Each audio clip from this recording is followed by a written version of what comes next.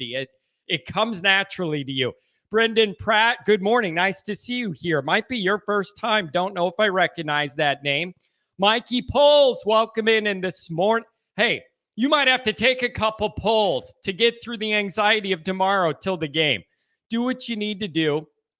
Mikey, good to see you. David Knight, as always. Matt Miller, welcome in, everybody. We have a couple calls on the line already.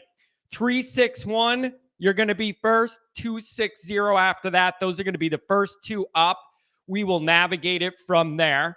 Welcome, everybody. The Format. Good to see Bruce here. Check out his podcast show on YouTube, The Format.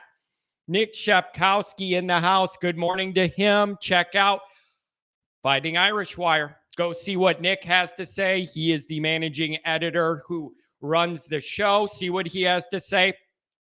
My article posted the other day, Confidences and Concerns. I put it in the community section here. You will find the link. Check it out. Okay. Good little breakdown. Give us something to look at. Okay. Bass and Domer, welcome in. I see these predictions. I'm going to put those and star them and come back to them so we can look at them. Pat, good to see you. It's good to see you guys. It's like a family. I like having you guys here all the time, the regulars. Mikey, what's up, Mikey? I think people are getting excited. So let's get through the introductions. I have a couple big picture points I want to make, and then we'll get this rolling, get to the calls, get back to the chats. Obviously on YouTube, you already know. Hit subscribe if you haven't yet. Give the video a thumbs up. Notifications on. That way you'll be alerted every time a new show drops. You don't want to miss it. Twitter, search bar, Always Irish, rat. Always Irish Inc. Emails, alwaysirishindy@gmail.com. Okay. Audio only, anywhere you want me. You can get me for the short form stuff. I haven't found what I need to be able to convert a 2-hour show to audio and rip it for MP3. So the call-ins, YouTube only, everything else you could get on your favorite audio platform. Call-in line, you already know it. It's flashing on the screen. Get with it. 312-900-8815.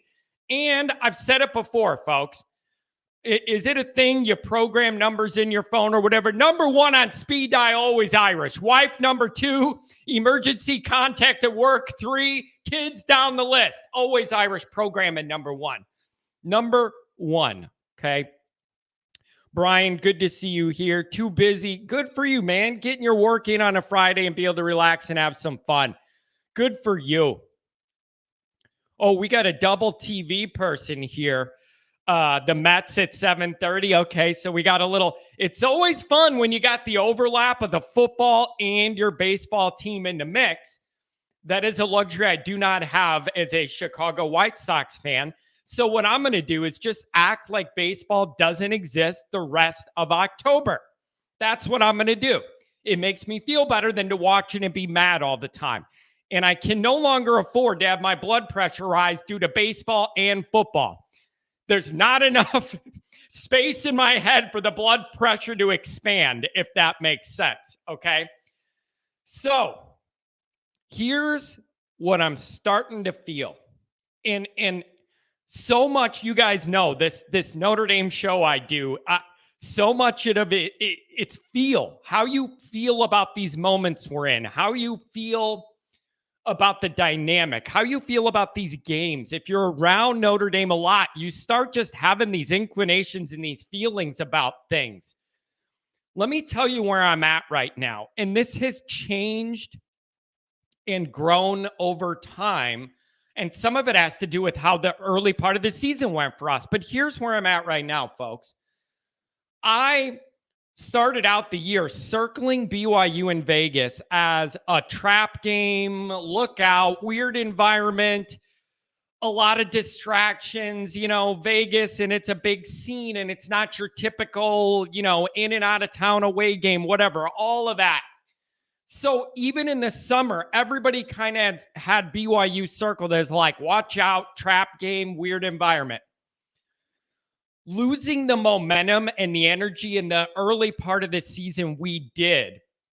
Not even because of Ohio State, but it was Marshall. The Ohio State results won, I think most Notre Dame fans, even if they didn't like knew us losing to them was in the realm of a realistic possibility based on where they're both at. Most people could have dealt with that one. The Marshall one, no. So when you have that crash and you lose all your momentum, people like me show up for your next home game nervous instead of excited, like just hoping to see real football. That's dangerous. So your momentum kind of went down, and it's kind of like wait and see. And then we felt better after North Carolina, thank God, going into the bye. But where I'm headed with all this is I'm now to the point where I think I like that this is kind of a bigger deal than it normally should be. I think I like that the lights are a little brighter. I think I like that there's more attention on this ball game than it would be if Notre Dame was just playing at BYU at their facility in, what is it, Provo or wherever. So while I thought that was a risk, in the offseason, now I like it. And the why I like it is it's given some extra juice to this game. And I think Notre Dame needs all the juice they can get because all of our goals we wanted to reach were ruined when it was 85 degrees and I didn't even need a hoodie yet. So in that way, it's kind of manufactured energy and vibe and big gameness. And I'm almost okay with it. And I welcome it. I thought that was going to be maybe a negative before the year. Now I want the energy. I want those big lights. I want, however we can, build this up to be something big. And you're not going to have it as far as the playoff conversation. So that carrot is out as far as feeling that this game's a big deal. But building the bridge to being undefeated the rest of the way until Clemson is the number one priority. That is the only path to pulling this all back together and salvaging the year to where we feel decent. That's got to be the goal. Find any way to beat BYU, knock the smirk off David Shaw's face. UNLV, I don't expect another Marshall repeat. Syracuse, fine, in the dome, tricky. You got to run off that win and build your next big game. November 5th in South Bend, Clemson comes to town. That's the path, folks. So I'm all about making this Vegas game big, and I want to see how our guys respond to being in that big, light, big game environment again. You did it the first game of the year, and it was just a lot of dynamics, a lot of things involved.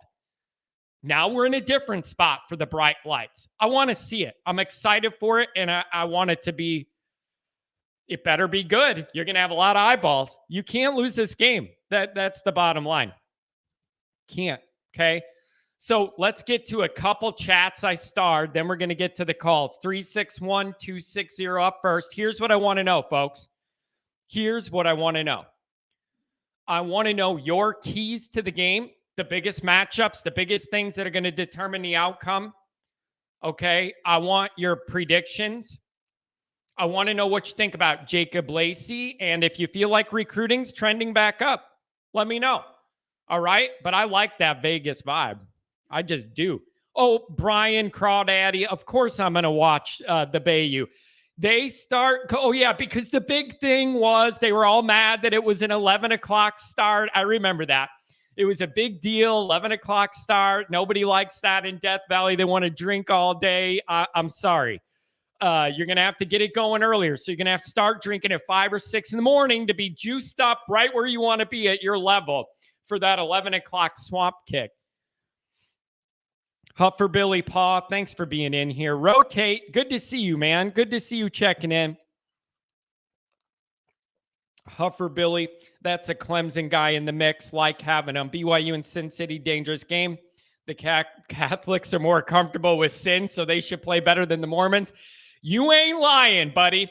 You get a bunch of Irish Catholics in Vegas, we find ourselves in trouble. But you know what you do right after? You go and confess, and you admit your sins and what you did wrong, and the Catholic guilt gets to you, and you come full circle. But don't think that I didn't think it was funny to have all these drinking Irish Catholics in Vegas and the Mormons there too. But that's a funny dynamic. Shep says, I love how John hates David Shaw. Dude, does anybody remember, am I the only one old enough to remember? There was a point in time not that long ago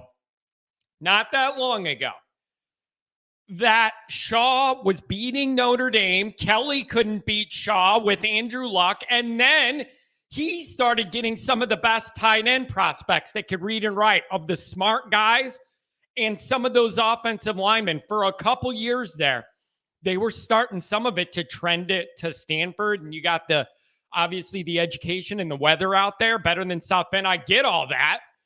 But Notre Dame, Kelly had a hard time beating him when Shaw had it going. I'm just glad that they're going down. And I don't know what happened, but they are going down quick, and I'm here for it. Shaw, it's the smirk. It's the smirk. I can't handle the smirk. It doesn't matter what's happening. They could be losing by 100, and he's got that stupid grin on his face like he knows better than me what's going on. I don't like it. I don't like it. And I'm glad we reasserted some assertiveness in terms of recruiting the smartest of the smart guys. Sick of seeing Shaw get him. I'm glad they're starting to burn it out.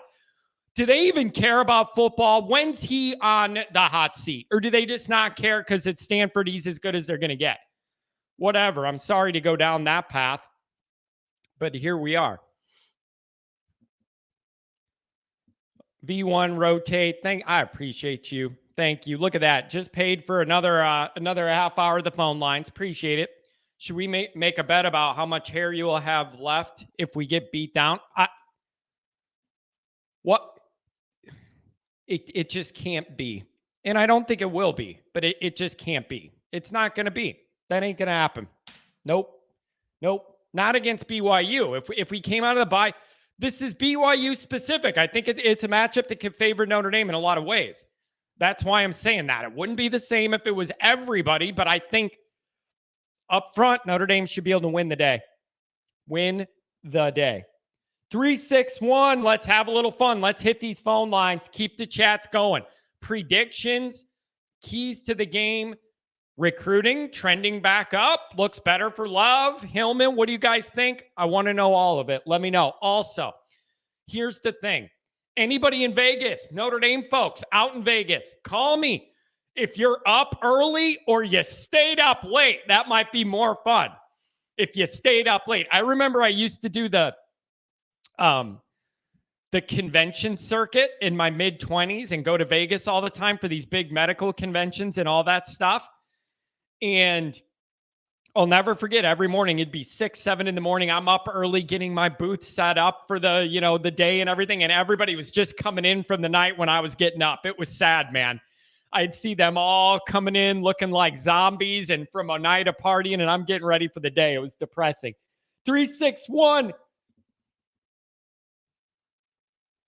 What's up, John? It's Mike, your 5'0" friend here for his Friday therapy. That's what I'm talking about. Thanks for calling, my friend. I think Notre Dame has a terrific opportunity in front of them to kind of start changing their narrative out in the desert. A lot of bright lights. How are you feeling about it? A lot of thoughts. One, it is the number 16 team in the country. Whether they should be or shouldn't be, Notre Dame's favored. They're susceptible. They're beatable. If Utah State can run for 204 yards, and I don't want to hear, it's an in-state rivalry. It's Utah State. If they're running for 200, so can Notre Dame. If Wyoming's running for, 130 or 140, Notre Dame can run for 250. And that's where the game is going to be won. It's going to look, I think, similar to North Carolina in the sense of establish the run, make it easier on Drew Pine to find Styles deep, to find those mid-range openings with Mayer, maybe get some misdirection, Diggs on a wheel on the backside. There's going to be a lot of things like that are going to be possible because Estime and Diggs and Tyree are going to be picking up yardage on the ground, and it brings a comfort level to Drew Pine. And that's where I think the game is going to be won. I don't think our defense is going to be beat. They're going to give Jaron Hall trouble because we got a good D-line. But I don't see them doing anything spectacular because I don't think their numbers look great, but they haven't played anybody. And when they did, they didn't win or they went into overtime. So I'm looking at the offense to be the difference maker, not the defense. Yeah, that certainly makes sense. And here's what I'm really looking at. Here's one of the main things. I'm fairly confident, like you said, looking at teams like Wyoming and Utah State that ran the ball on these guys fairly easily and often. I'm fairly confident Notre Dame's going to be able to do that as well. But what I'm looking for also is, I think that is your base that you lean on as your backbone to start this ball game. I want to see if they've found any way at all to expand the passing game at all. At all. So lean on that run game we all feel better about. But are they going to be able to expand this route tree at all or get more guys involved? That's a big question, because at some point you're going to need that to win your remaining games. Do you think we'll see any of that out of the bye, or is the receiving game just what it is and it's not going to get any better to you? Well, I on my show I talked about it a little bit. You would think the bye was the best opportunity to integrate more stuff for guys like Merriweather specifically. That's who we're talking about. But then again, at the same time, what if you just decide, you know what? Let's just create mismatches everywhere. Let's run 2 receivers, 2 tight ends, 2 running backs, 2 tight ends, 1 receiver. And from there, depending on what BYU lines up in, if they're just trying to defend the pass, audible to a run. If they've got 4 linebackers out there for whatever reason, audible to a pass. I'd like to see more integration of putting a guy like Merriweather on the field. You've got Raritan as your tight end number 2 now. You want to see what he can do.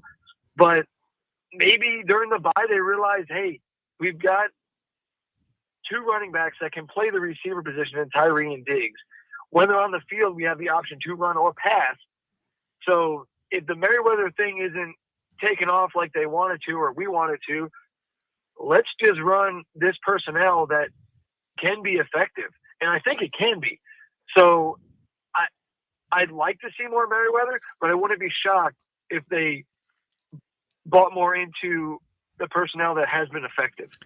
Yeah, and I get that, but what I'm asking for is a blend. I'm asking for you to use what worked as your backbone plan, probably power running in the desert, okay? But I need you to branch off that. And it was those short, quick outs, to those guys in the Carolina game, get them in space and let them run. We've all been begging for that, and I need it. I want to see the next step. You know what I really want? I want us to run the ball so well, BYU starts stacking the box to the point where it only makes sense to throw. They dare Drew Pine to beat him, and he does. That's what I want to see. Run the ball when they really stack it.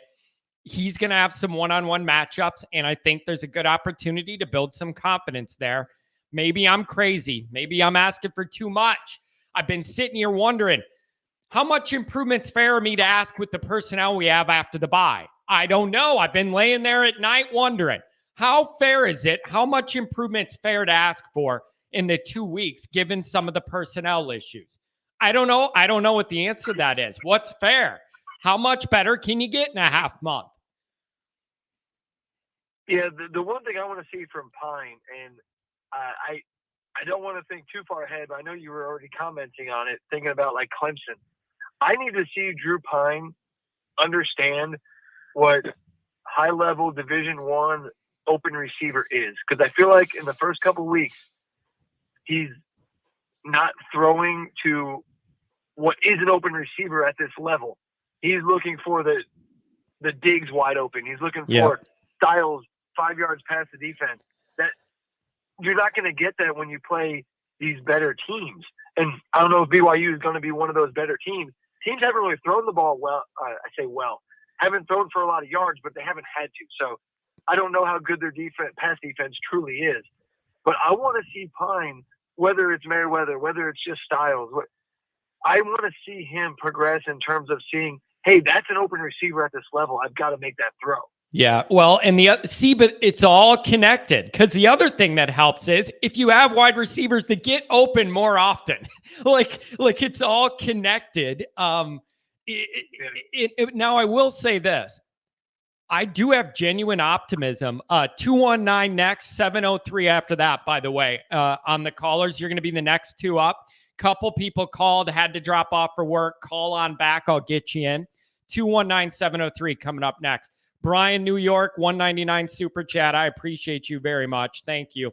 Matt Miller reminded people give a thumbs up and subscribe. I always forget to say that. Thanks for you guys having my back. Here's what I was going to say, though. I do feel like from when Drew Pine got the weight of the stress of Notre Dame football put on him to now, I already see him calming down. The game's slowing down for him. He's settling in, looks more confident. I'm hopeful that 2 weeks provided even more of that cushion for him to settle in and to build more of a system that works for him. I'm confident in that. And I think Pine's capable of it. He's not going to be Drake May. He's not Lawrence. He ain't Stroud. You're not going to get that. You don't need that to win the next stretch of games Notre Dame has. Play within yourself and get a little bit better over what you did against Carolina. Reasonable bar. Yes, yeah. The confidence gained from Carolina is one of the main reasons I think Notre Dame is going to win this game. Is the confidence we should have gained from playing Marshall, but didn't. But we got that confidence playing North Carolina. But something else, and I know you're not going to like the way I'm going to talk about this, but the timing of the Buckner injury was actually, if he's going to get injured, I guess it's better. I realize for his learning and his experience, that's kind of shot. You got to start over. You've already mentioned it. But for Drew Pine, the fact that he is now the number one during the bye, as we get into playing Clemson coming up, playing obviously USC at the end of the year, but there's some other games that are going to be tougher than we thought initially. Maybe even Syracuse gives us a game, etc. But the fact that Drew Pine is the number one during the bye, I think is huge, and he is the one for the rest of the season, because that the comfort, it obviously wasn't there against Cal.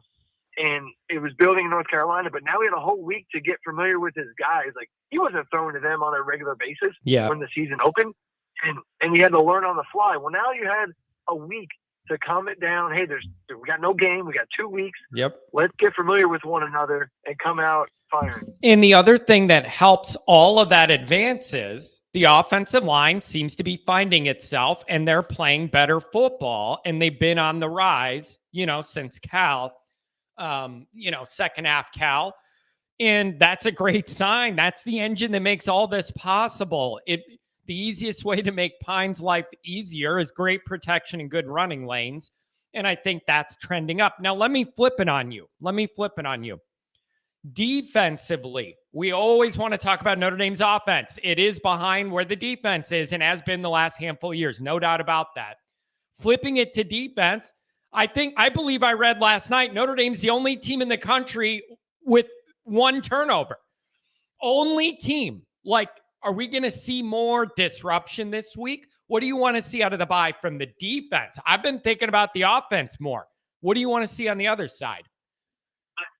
I think it's going to look, because Jaron Hall is not a runner. His rushing numbers just he's mobile, quote unquote mobile, in terms of he can avoid sacks, it looks like, even though he's taken 7, but he's only got like 30 yards rushing on the season. I think it's going to look like North Carolina. He doesn't throw picks. He's thrown 1 pick in 171 pass attempts. So will we get one? I hope so, but I don't think it's not a Graham Mertz situation where like he's going to throw a pick. It's not that at all. I think it's going to look similar to what we did with Drake May. We're going to make him move around. We're going to make him uncomfortable. He's going to be throwing in ways he hasn't. And the one time he had trouble was Oregon, and they lost by 21 points or whatever it was. So, like, that's what I'm seeing. I'm seeing their confidence get pushed down real quick with Foskey and Mills. And I know Lacey's gone. That was a shock. Yeah, I'll talk about that real quick. But him leaving was surprising. It really was. But if you think about it, if you look back at his playing time and snaps per game, while they were quality, there wasn't a lot of quantity, and that's what he's looking for. And we do have a pretty deep rotation at the defensive line. Yeah. So Again, it's kind of like you mentioned with the Elijah Page decommitment. That's a spot where, yeah, it sucks. Obviously, we want that guy, but it's not the end of the world because of what we've established in those places. Now, tell me if this is wrong or not. I'm pretty sure he had a couple sacks against Cal and then has only had nine snaps since then. So maybe that right there tells you a guy who made a bunch of great plays and then he only got 9 snaps. That's not good enough. Like, I have not heard anything else behind the scenes, but I expect more players to go this route to preserve a year and then go start somewhere. I really do. And he would be a grad transfer, not undergrad. So you could say it's a smart move by him and it's modern college football. We don't have to like it. He wants to do what's best for him. I get the dynamic. It's a part of the changing landscape of college football that guys are afforded this window to be able to do this. Yeah, the one rumor I saw was that he had some conversations with the Notre Dame staff about his 5th year, and they weren't as open to that idea. And I think that's a product of what I just said. The depth. The depth at D-line is not a concern. And now if you're going to go down that path, then everybody do it the right way. Be honest about, as the player, where you're at and where you think you should be and want to know what's the cards are. And then on the staff side, be as honest and upfront as possible about their intentions. That's all you could do. But there's more flexibility here that players never had before.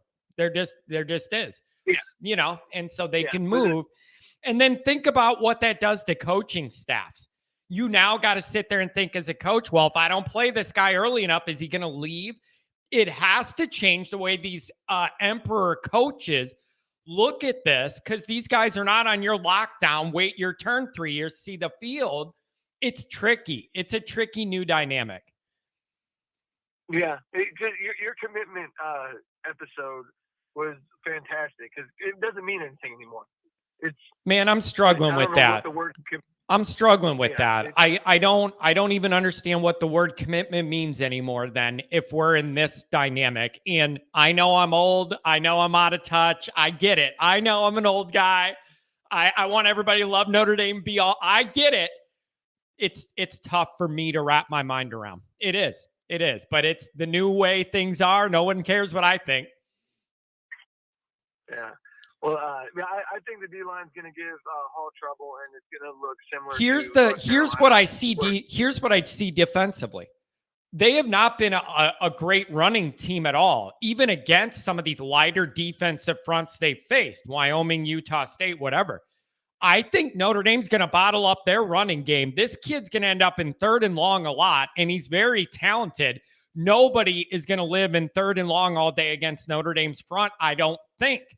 That's what I want this to be. Bottle up the running game, and then he's got to throw it. He'll make some plays, but you're going to make some on him too. That's what I see defensively. That would be a step in the right direction. Get some turnovers.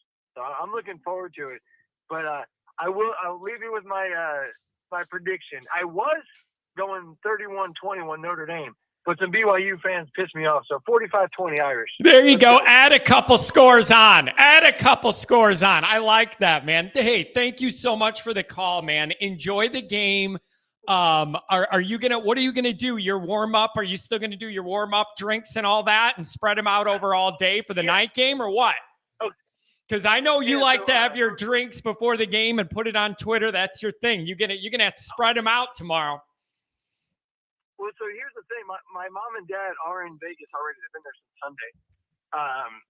And I know a lot of us are going out there. So what I'm going to do, because I know a lot of us are going to be boots on the ground, I'm actually doing my car bomb about 2 hours before the game so that all the friends we've made, our drinking crew, can get their shots in live in the tailgate and get that running around Twitter. So that's my plan. There you go. I'll be sitting in my comfortable chair watching the game Saturday night. Beautiful, man. Well, thank you so much for calling. 5 Foot Nothing is the podcast. Look it up, okay? 5 Foot Nothing. You'll find it on wherever you get your audio podcast. Thanks for the call, man. Enjoy the game. Enjoy the weekend. Love your energy. Thank you. Thanks, John. Take care. Oh, come on. There we go. 219 up next, 703 after that. Couple chats, 199, Brian, New York. Buckner injury, a blessing. Pine, a complete quarterback. Listen, I really didn't want to go down this path sideways today. I really didn't. But I got a big article piece in my mind coming up for USA Today Fighting Irish Wire about this quarterback dynamic and where it's going to go and all the unforeseen things that are in the mix. It's tricky. What's going to happen? Are you going to have a battle next year between a healthy Buckner and then Pine, who has all this year? You going to do that? Are you also going to bring in a transfer quarterback because you really don't have anybody established other than these two young guys, one off injury, one off being a new starter? Are you going to do that? Do you end up with the 2023 good high-level quarterback after all this recruiting stress about it we've had now? There's a lot in play. And the other thing is, I got to bring this up to you guys. Why am I getting text of rumors about Reese and Freeman looking for other guys? I have had multiple people the last day and a half text me that there's something weird going on with Reese and Freeman and all. I don't know where it's coming from. I try and not spend my time on the back boards looking at every rumor anybody has on Twitter or on a blog. I don't know. But it's very odd to me. I had multiple people reach out to me about that. That is odd to me. So I don't have any information. Maybe you do too. I don't know what's going on there, but multiple people brought it up. 219. You're on the line and I'm feeling fine. What's going on? Hey, John. Adam here, calling from Vegas. What's going on, man? Thank you. I'm glad to have somebody from Vegas call. Now, wait a second. It's pretty early for you out there. You're 2 hours earlier than I am, 7:30, right? Yeah, I'm here sitting in the sports book waiting on my wife in this crazy Starbucks line, so I figure I'd give you a call. Beautiful. All right. Now that you're there, I don't want to take up your day. I know you have stuff to do. Tell me, what's the vibe? How many Notre Dame people are there? Are people excited? Is it starting slow but it'll build? What's going on in Vegas? Tell me. It seems like there are a ton of Notre Dame people here for what I've seen on the strip. Now, maybe BYU people aren't staying on the strip or they'll drive in later. Yeah. But it definitely feels like a good, like, big game vibe. I mean, just from being here a little bit last night. I mean, I was kind of surprised, to be honest with you, how many Notre Dame fans are here. Yeah, I've seen some people. I think it depends on where you're at. I had somebody call me last night and say where they were staying. They haven't seen that many Notre Dame people, but I also realized they were in town early. I think a lot of people probably flew in late last night, and today's the day you're going to see them all out in mass. So are there like hangouts where you just know there's a cluster of Notre Dame people and you all party together and find each other? Like, do you walk down the road and go, hey, you're a Notre Dame fan, what's up? Like, is everybody cool or are you doing your own thing? Yeah, no, it's kind of everyone's cool. You know, everyone, it's just, you know, you travel around the world, it's kind of the same thing. You see people with Notre Dame shirts on and it's like, hey, go Irish, you know, so let's do it. So it's definitely, I mean, I'm in the Cosmo right now, Cosmopolitan. It's like almost like every 20 people you walk by has got a Notre Dame shirt on. Man, I love that. I just love it. It feels like the Navy Dublin trips, you know, when you're there and it's all Notre Dame people and you're all there for the same thing and you know it. Hey, let me ask this. How was your flight? Did you have a bunch of Notre Dame people? Was it like a Notre Dame flight?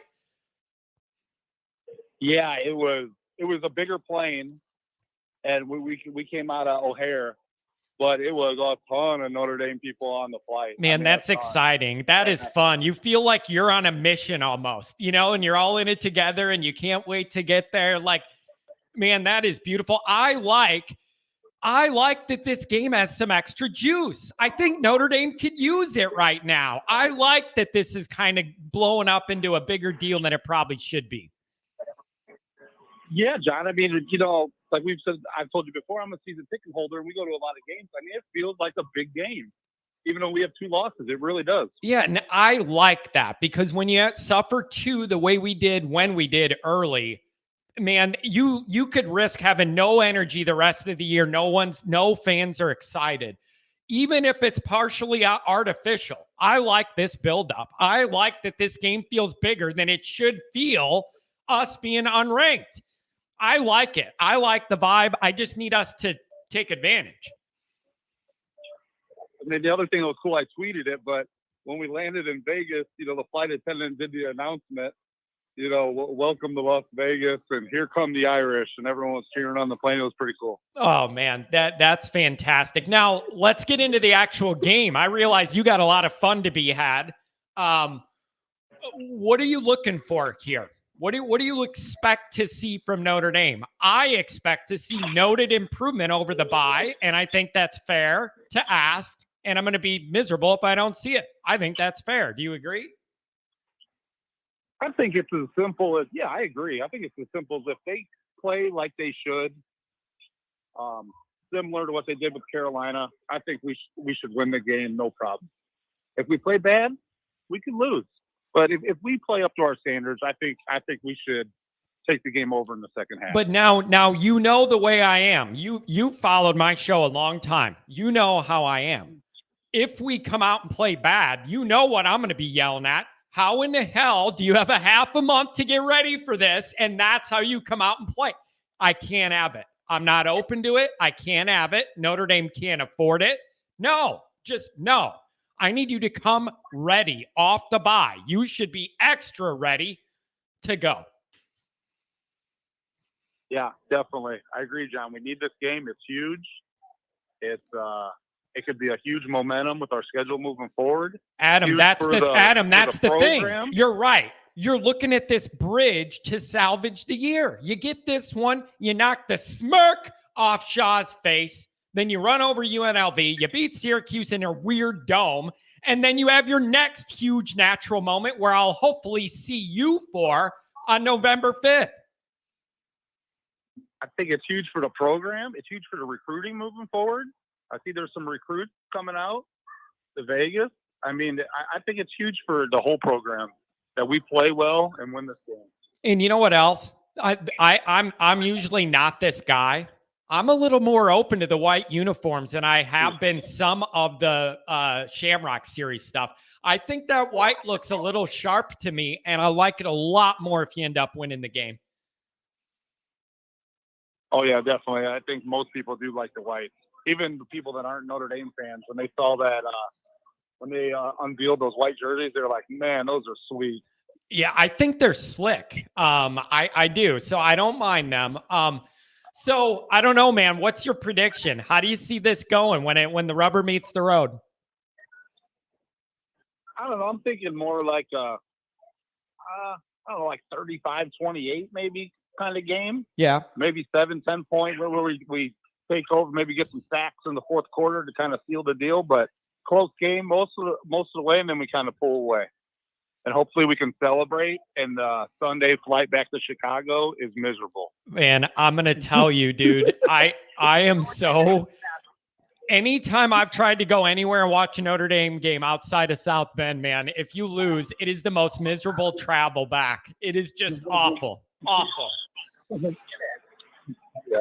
Well, I'm hoping this one's miserable because I'm hungover and celebrating. Man, that would be so much better. Yeah, miserable for a good reason. All right, man, have fun and link me and tweet me. I'm gonna get off here. Hey, love the show and keep it going, and we'll send some pictures from out here. I was gonna say keep those coming on Twitter. Loop me in them, and then I just keep circulating them. So keep linking me in your tweets, and you and the wife have fun, man. You guys deserve a good trip. Enjoy.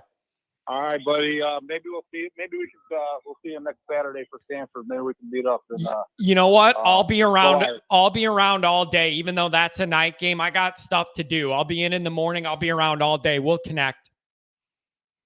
All right, buddy. We'll talk to you. Take care. Be safe out there. Have fun in Vegas. Beautiful. 7:03. You're coming up next. MJ Irish 84 went to the Dublin Navy game. Glad my wife filmed a lot of it because I remember nothing. You know what they say? when in Dublin, do as the Dublins do. I don't know. It just seems so fun to go out there and it's all Notre Dame people. You're all cut from the same cloth and all you see is those green shirts and you know their family. Like, what a beautiful thing.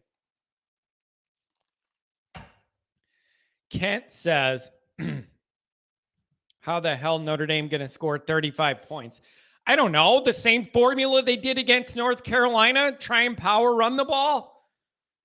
I'm not saying the offense is elite. They can score 35 on BYU, man. Come on. BYU's, come on. 93rd in rushing defense. Utah State running it up 100 yards in the first quarter on them. Give me a break, man. Give me a break. What else do we have here? I mean, this is the point, Brian. 3-2 and on a roll, or 2-3 and deflated. Huge game. There's really no in between. If you want to salvage any decency of this year overall, this game is an absolute must-have. An absolute must-have. There's no way around it. There's no way around it. Okay?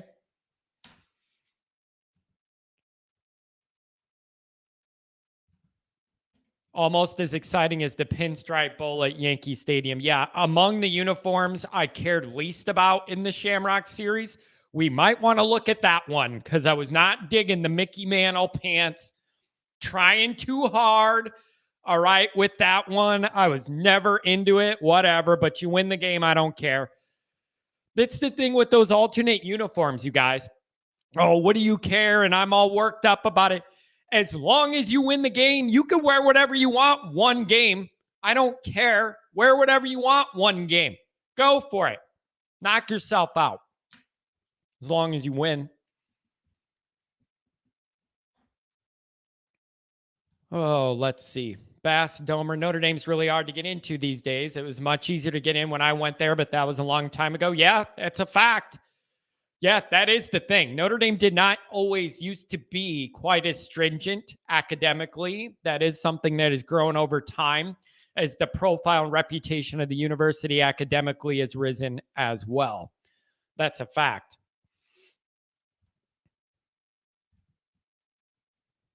John's in the chat. All right, let's go back to the call, 703. And then I got a couple lines open. Anybody wants to jump in? It could be as simple as just give me your keys to the game and a prediction. Or you could just call me and tell me about something fun you did in Las Vegas. Kent, if Notre Dame 35 is not 75, I'm not asking for Drew Pine to light up the Vegas skyline with rainbow, beautiful 70-yard bombs. I mean, geez. 35 is not asking that much. Pull it together here. Let's go. 703. You're talking to me. Hey, Big John. How you doing? What's going on, man? First off, how did you enjoy the bye? Was it relaxing, let your Notre Dame stress go down, or is it creeping back up on you? I had some withdrawal syndrome going on. You know, I just get used to them playing, but I was able to watch a lot of college football. I enjoyed watching Oklahoma get beat down. That was enjoyable. And yeah, they got problems. Oklahoma has problems. That helped us, I think, recruiting-wise, with that safety we're trying to get, I hope. Yeah, Texas A&M. Texas committed to us. It's funny, though. It's like some of these guys we overlap with Texas A&M and Oklahoma for, and it's like, all right, well, if I'm looking at these three, they all have problems. I mean, all three of them. There isn't one that stands out like they're ready to go. They all have their issues. So I don't feel like we're that far behind in that regard. Yeah, the whole narrative of our season would be filling right now if we didn't blow that damn Marshall game. Yep. It changes everything, David. David, we would have been in the top 10, ranked 7th with one loss. Every game would still be big. It was the one that couldn't happen. It was the one that absolutely couldn't happen, and it happened. and it's just kind of hard to recover from. And BYU is a big step in doing it. Right, and that's the reason I'm a little disappointed in Estime yesterday when I heard from a press conference. He was talking about BYU, how if we do our job, our players are better than their players. I'm like, dude, we lost to Marshall. Why are we even saying anything stupid like that? It doesn't make sense to me. Yep, I saw that too, and I saw some people pushing back on it. And then I've seen people on the other side, man, go, maybe that's a little bit of the swag and the confidence Notre Dame's lacked. I have seen both sides of that argument, that Notre Dame needs more of that kind of dog vibe and we're better than you vibe. And then I have other people that think that's out of bounds. You're asking for trouble and, testing karma there. I don't know where I fall, but I do know this, David. Estime's a different guy. Not just physically, mentally, he's Absolutely. a different cat. Like, this guy's built, he's programmed differently, and it feels a bit vintage Holtzy to me in the way he thinks about dominating an opponent. And I'm not going to lie, it excites me a little bit. Yeah, I understand what you're saying. I want more dogs in the room. But when you lose to Marshall, you don't have a right to talk smack about nobody. Until we start beating Clemson and the USC in this game, then you can say something. That's the thing that bothers me. My dad always taught me, walk quiet and carry a big stick. Yep. If you're that big of a dog, you don't need to say it. Yep. People see it. And he's the big dog. Yeah. And, I'm so disappointed about the Lacey thing. Yeah, what do you make of that? Do you think it's just understand. playing time? He wants one more full year to start? Like, is that what it all comes down to? And we're deep there? Is it that simple? I think so, from some things I've heard. I don't have the resources you have or anything, but I think it's playing time. Because you look at his playing time, it's been very inconsistent this year. You think after the Cal game, he would earn more reps. I believe he had he had 2 sacks in that game and then 9 snaps since. And perhaps that was the breaking point where it's like, what else do you want me to do, man? I got a couple sacks. I'm still not getting a lot of series. And there was talk that he might do the red shirt so he have 2 more years here, and he wanted more of a starting role next year. I understand they can't guarantee a guy a starting spot because you don't know what's going to happen. But you know what? We'll get you more reps, we promise. And what scares me is I'm looking at the stats on my offense receivers. We have 28 passes that have been caught by receivers in 4 games. Sometimes you get that in 6 quarters, in 4 games. And I got a guy who's 6'5", runs like a 4.3, 4.4. He's played 4 snaps. Like Lindsay, he's played 4 games. He has 7 damn catches. You tell me that guy can't catch 7 passes in 4 games? Yep. Why can't? I know. Well, he made a mistake because he didn't go in motion. We have receivers dropping balls. Yep. We have receivers going. And they're older. And they're older guys. punished? They're older guys. So they're, like that's my problem with it is I understand not playing the young guys if you're getting adequate production out of the guys you are playing, but we're not getting that either. So I would rather make mistakes with youth because I know there's going to be better days on the back end of it. But that's just me. They want to throw jump balls to Lindsay, who's my size, instead of the guy that's 6'5". I don't get it. Yeah, you tell me they can't do a back corner shoulder fade. I don't get it. I don't get it. Red zone. I don't get it either. Corner someplace. I don't get it either. I heard that beep. I heard that beep on your line. I think it was my heart monitor going off talking about this wide receiver room. I don't get it. You give no production. Try and find a spark. It isn't that hard. You need a spark. Throw the ball up to the 6'5" guy. You might be pleasantly surprised at the result.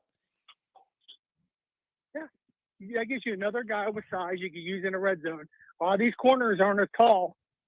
Some of them are 5'10", like Sanford used to do to us all the time. They're tight ends. Yep. Remember what was the name? Kufani. There was that one monster that was like 6'8". They just threw the ball to anywhere, and he always caught it.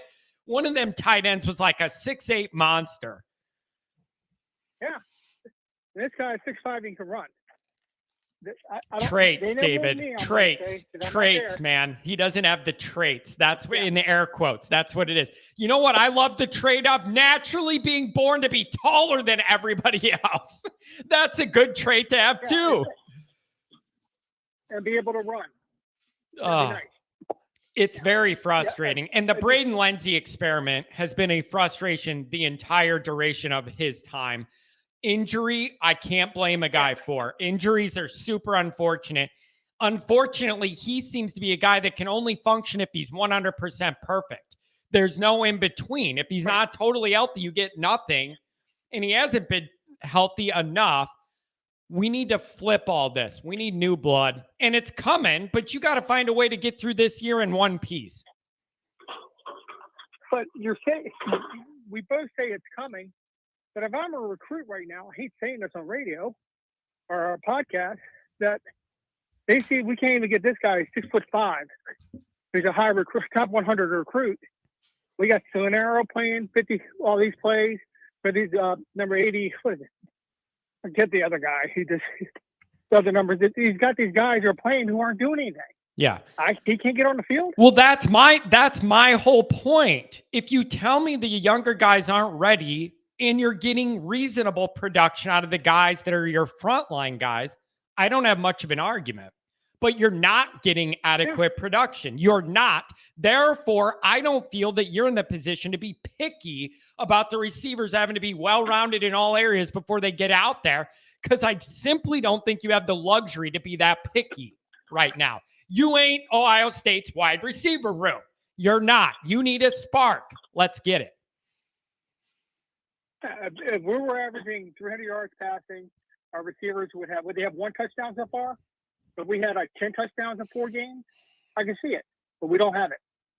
And I don't even know if we're going to get double digits receiver touchdowns this year where we're going. It's rough. And that's what, and I really think, I'm hoping 2 weeks wasn't a mirage 2 weeks ago, because you know how bad Carolina's defense is. I just hope that offensive line's really found their groove in the last 6 quarters. And I'm interested to see how Payne's going to play against a decent defense. I mean, he played great last week or 2 weeks ago. I really think the bye. I really think the bye should be Drew Pine's best friend, man. It was the best opportunity to call timeout and just kind of take a breather. It gives them an extra week without direct game prep to be able to build out more wrinkles in the offense that work for him. I am telling you, I am going to be bitterly disappointed and enraged if we come out and look foolish on offense after a half a month. I can't allow it. Like Mount Kennedy's about to erupt. I can't handle it. You need to come out and look competent right away. Right away. Right away. Not late first quarter, not second quarter, not your 4th drive. You get a first down right away. Right away. Yeah, we need to start fast. It'd be nice to start fast, because we haven't done that except for the first drive of the Ohio State game, and that petered out.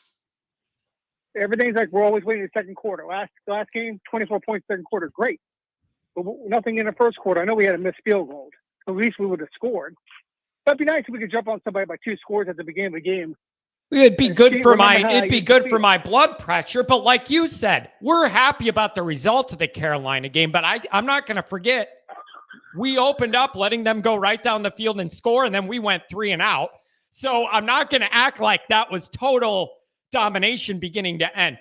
I need a new focus out of this bye. I need a new direction, a new focus, new goal, second half of the season. Create this break point mentally where everything that happened in September is done. Build this arrow. But you need to be ready tomorrow night.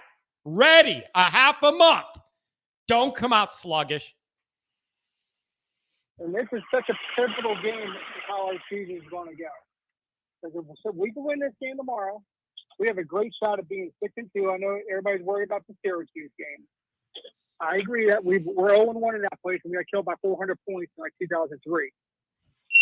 But we can get there. We'll go 6-2 against Clemson. That's the reason I'm hoping Clemson keeps on winning. Yeah, I want them undefeated. I want them undefeated because whether Notre Dame wins or loses, it's going to be better for us if they're undefeated. So I'm rooting for that till we play them. And if we beat those guys, we're 7-2. Then you look at the Marshall game after that. That was just a bad day at the office. Yep. And, that was maybe a letdown because we didn't what happened to Ohio State. But you still can't lose to Marshall no matter what. Yep. But then we get to USC at 9-2. I'm very confident about the USC game because I don't think they can stop us on their defense. Their offense is great. We know that. Yep, it is. But we played good quarterbacks a lot this year. And I'm more confident about the USC game than the Clemson game because Clemson's defense. Yeah, that makes sense. Yeah, that makes sense. So Yeah, what do you think's gonna happen here, David? What's your prediction for tomorrow night? I just hope yesterday wasn't a poison pill for everybody, for us. Because that's, the Lacey leaving. I don't know why you had to wait 2 weeks to decide to leave. You should have just left it the first week. I hope they didn't waste practice snaps on this guy. Yeah. I just hope they come out. They're on national TV. They have a chance to redeem themselves. They're playing a very quality opponent. I know a lot of people don't think BYU is that quality of opponent because how they've been playing against Utah State and other teams. You're playing against men here. And if we could dominate this line of scrimmage like I'm hoping we can, their quarterback is very, very good. And you know what, though? You bring up a really good point. Because of the way BYU structured, a lot of their team are 24, 26-year-old guys damn near. And I don't know how much that matters, like physically or experience-wise, because if they were that good, shouldn't they be in the NFL? But then there's a level underneath that where you're not NFL level, but there's value in all you guys being together and growing for 4 or 5 years and seeing everything. There's value in that too. So Notre Dame, it's a tough task. They're 4-1 and ranked 16. I'm not acting like they're horrible. I just think there's opportunities for Notre Dame to seize control of the ball game up front. And I'm pretty sure BYU won't be as dumb as Carolina playing their corners 10 yards off on it. Yeah, well, and that's why I'm saying these 2 weeks needed to be building the next step of that offense. It can't just be that worked against Carolina. Let's do that again. You need to know that's what BYU's prepping for. You need to be able to step around that and adjust. Yeah, so I'm hoping for 34-23 or 24 games. Yeah, there you go. Maybe, and it might be a little give and go in the first quarter. It seems like we always start off slow, but I just think our depth on the defensive line could wear down their alignment. I'm hoping. Yeah. Maybe our linebackers make a tackle this week. You know what, man? Like the way Shimbo played last week. Hey, that's something else on my list of things to look for in this game is you need to get more production out of that group. We thought it was going to be a real strength. No one can deny, and I'm sure those guys even wouldn't. They're not getting the production they thought they would. Tighten that up. That is some stuff that structurally can be worked on over a half a month. I want to see those guys more active, more involved, more engaged, making plays. And that's the reason I'm hoping Shimbo, who should be able to play a lot in the first half because of the suspension of Bertrand, because he looked good in a couple of plays he's in there. He's in the backfield, firing through the hole. I'm like, wow. Yep. And then they appealed it. He lost his appeal. The BYU guy, they appealed his and they won that one. So they get a guy back and we don't after the appeal. Yeah. Yeah, I saw that. I saw the game because I taped the game to watch it because I was wanted to see. I haven't seen BYU play all year. And they should have had another guy thrown out earlier. The guy who intercepted the ball for a touchdown in the first half. He hit a guy straight with the helmet to helmet. Nothing called. Then they had this guy in the second half. But, we never get it. It's like when that receiver we had in Texas who got killed, and they never called targeting on that one. Yeah. In 16. Yeah. And they threw out Tuitt against Pittsburgh in 2013 when he tackled a quarterback who was running. Yeah, like we always get ours. They need to redo that rule. They totally need to revisit that. The whole sitting out thing, automatically out, they need to revisit that. So, David, I think I'm excited. I think I know what I'm going to see. I'm going to be mad if I don't. I don't know what else to tell you, my friend. Well, anything I'm going to say is I don't want Jason now. I'm 2-0 in calling. I've called twice. We're 2-0. There we go. Okay, keep that in mind, and I'm going to have you on speed dial if they pull it off again. Okay, man? Make sure you call me back next week if we win it. Yes, sir. You have a Beautiful. wonderful weekend, and Hey. I'll see your Bears next Thursday night, buddy. Oh, You better watch out for my Redskins coming up there. There we go. It's man, that's going to be an ugly game. They thought yesterday's Thursday night special was ugly. Wait till you get this one. You're going to find ugly, my friend. Yeah, I think everybody's canceling their Prime subscription next Wednesday. Yeah, there you go. Hey, are you going to be in for any games the rest of the year? I'll be at Stanford and Clemson if you're going to make any. I think we're going to go to the Baltimore one, I think, and against Navy.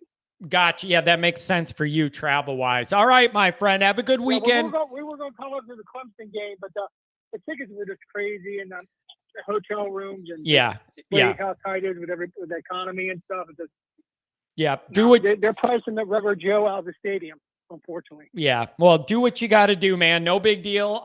Enjoy the game tomorrow. Yep. Hey, 3-2, brother. I'll see you next week. There we go. Thank you. Appreciate that.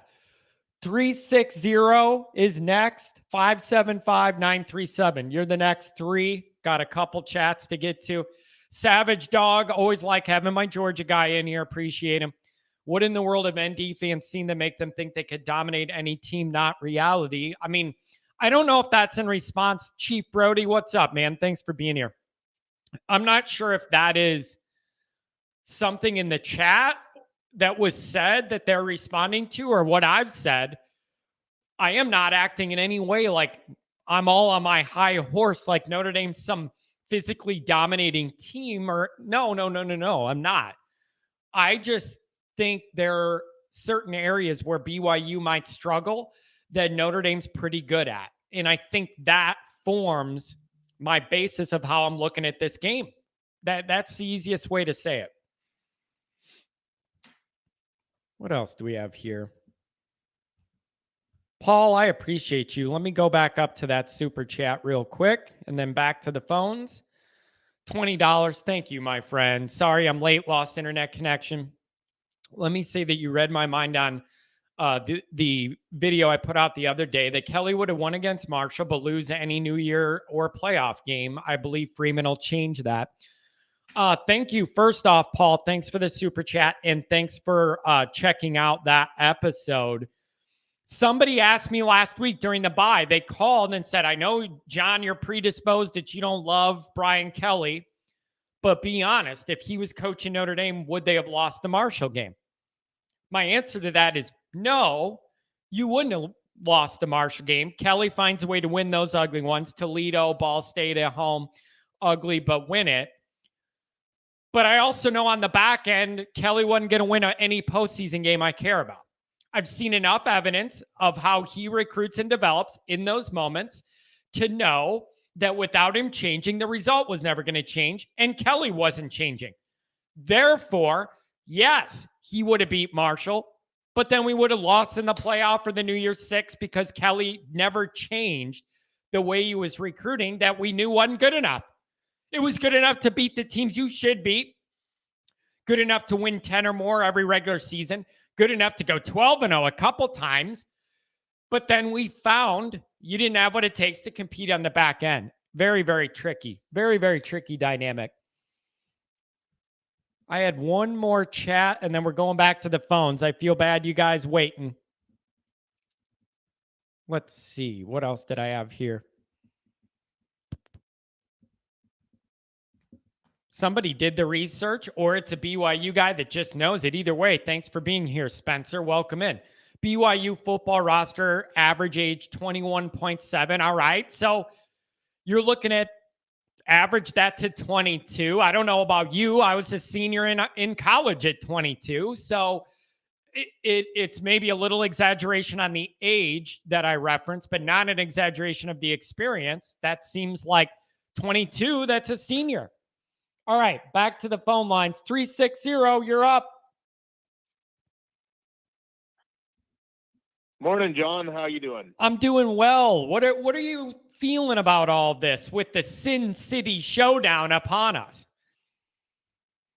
So, I don't know. I've got a lot of things on my mind.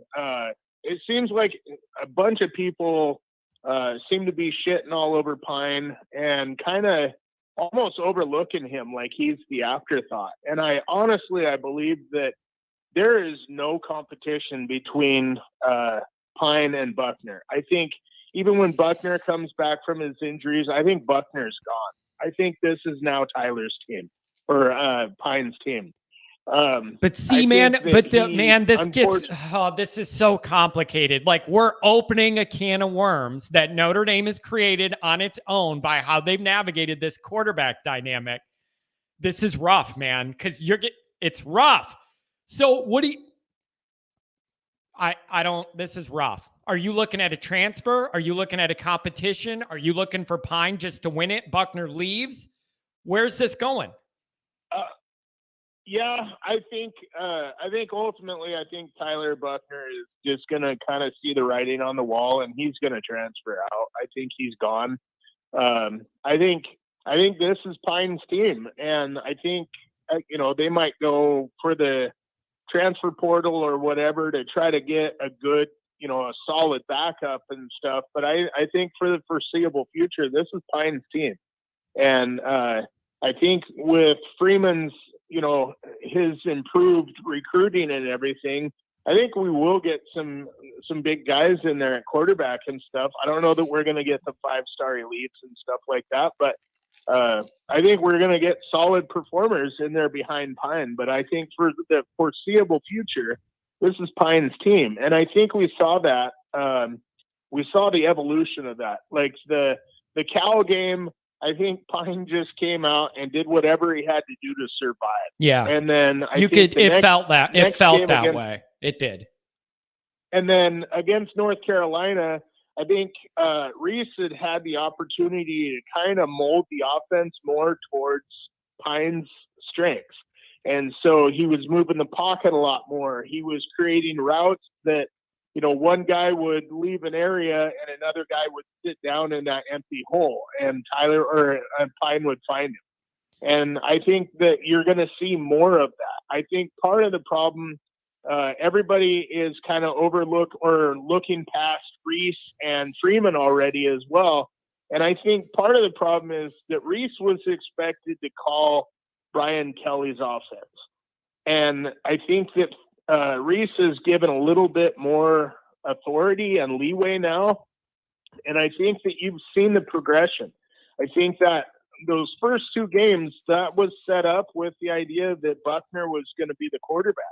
And then when he went down, they're forced to change everything. And I think the first game, again, was just survival mode. Just get out there and win the game. Chris, I think. All right, let me ask you this. I got to ask you this, and the people in the chat too. I got to ask, are you not concerned that there's a physical cap on what the high end of Drew Pine as the Notre Dame quarterback long-term can be?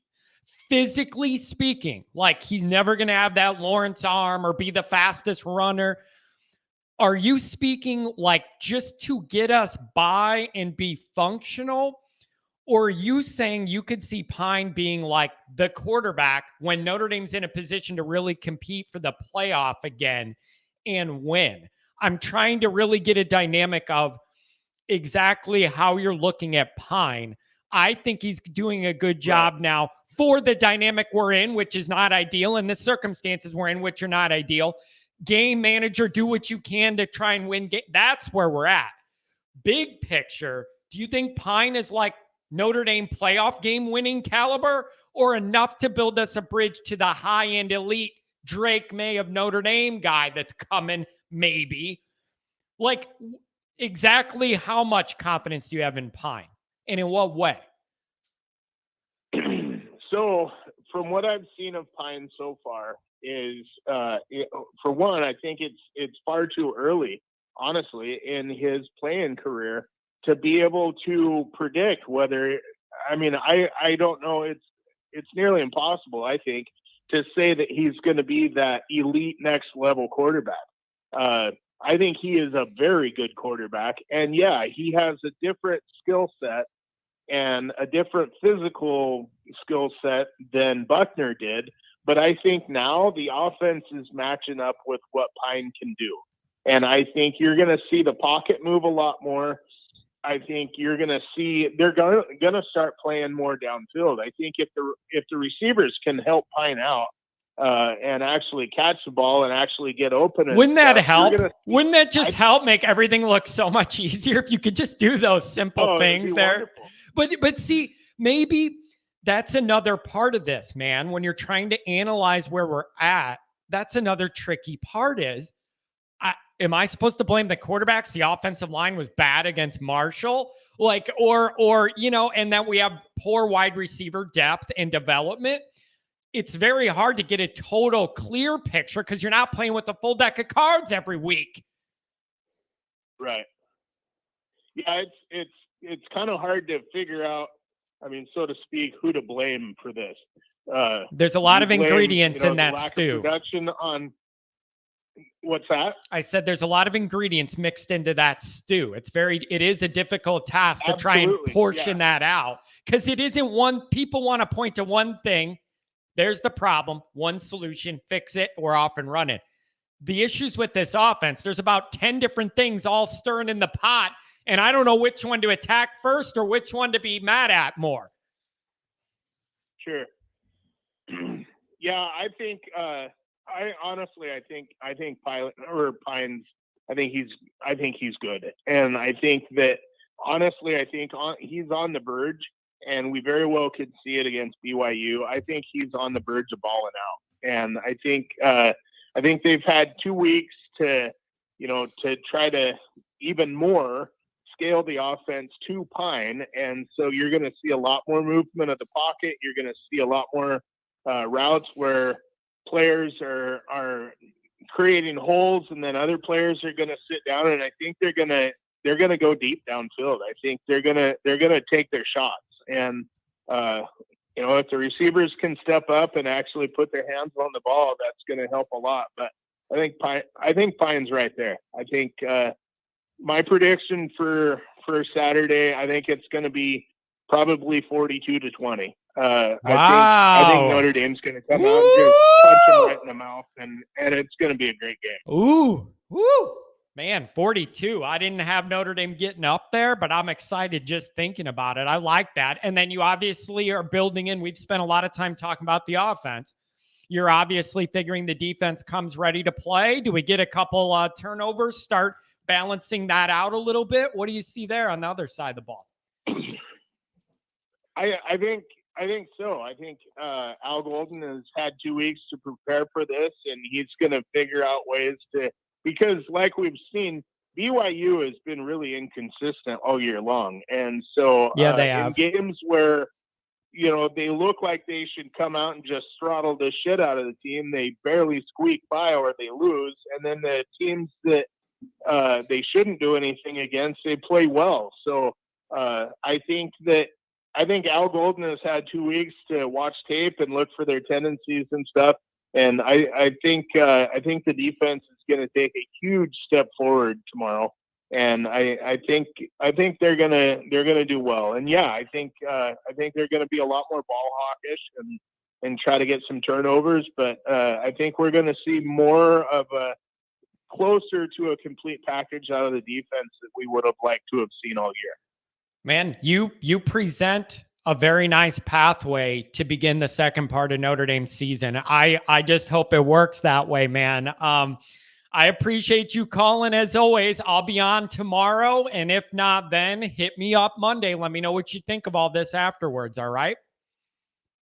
All right, brother. Sounds good. Have a great day, great weekend, and go Irish. I appreciate that. Thank you. And you know what, man? That is some Notre Dame positivity, and sometimes I need it because I'm the way I am. I like hearing that. Now, here's one thing that I've seen. Go figure. We got the chat, and we have the go figure. Isn't this how it goes? We got the Ohio State guy people are bickering with in the chat, and then we got the Georgia guy that Notre Dame people are bickering with in the chat. It's perfect. And as we're at about the halfway point in the stream, I'm going to ask you guys, if you haven't yet, give the video a thumbs up while you're in here. Subscribe if you jumped in, but you didn't do that yet. Really, really helps. So thank you very much. Don't forget to do that. Here's one thing I got to bring up. I keep seeing in the chat, and I've had other Notre Dame people tell me, 575, you're up next, 937-260. That's the order. I've had a lot of people say, this Drew Pine thing is starting to feel and look to me Stetson Bennett-ish. Like not going to light the world on fire with their star ranking or their physical gifts and all that, but do what you need to do to win the game, get the ball to your playmakers. I understand that in theory, saying that that's like on par with what we have going on. But the difference is Georgia has top 3 talent overall on that roster. Okay. Top 3 talent overall, all positions throughout the roster, depth, top 3, top 5 at some areas. Sure. Notre Dame doesn't have that kind of athletic benefit. Okay. That's the issue. Notre Dame does not have the benefit to just have that quarterback and have 5-star everywhere else. And the defense that can eat you alive and all it. Notre Dame doesn't have that luxury. So I've said this forever in the Kelly era. Forever.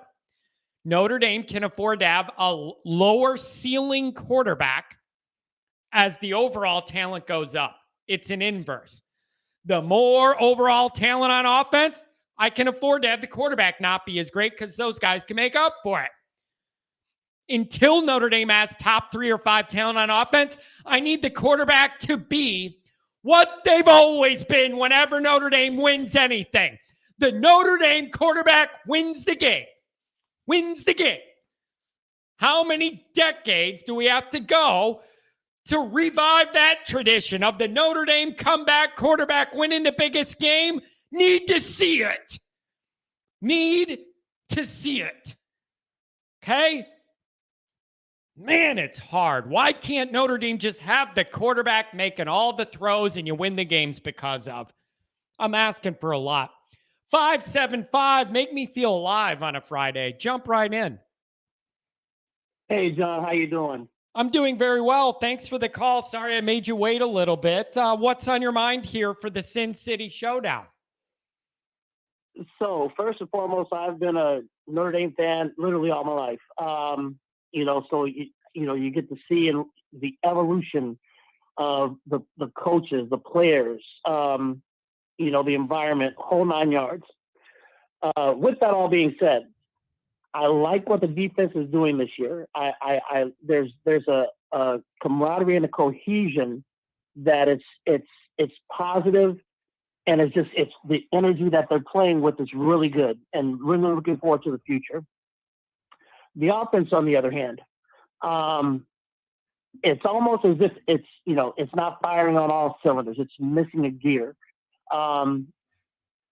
You like the enthusiasm, but it's the playmakers. It's making those plays. It's putting the players in the position not only to move the ball forward, but to be successful, to feel successful.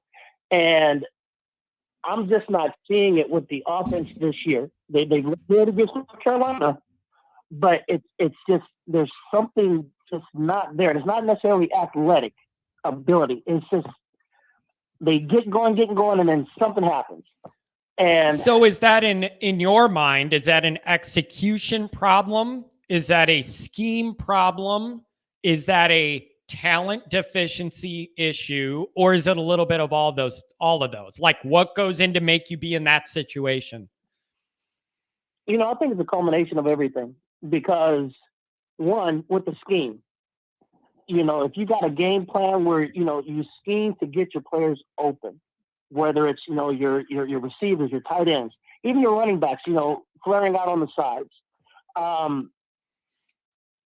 It's just, again, missing cylinders, and I can't put it on. I have no problem with none of the players out there. They put that uniform on, they're getting out there and they're putting forth their best effort. But it just something.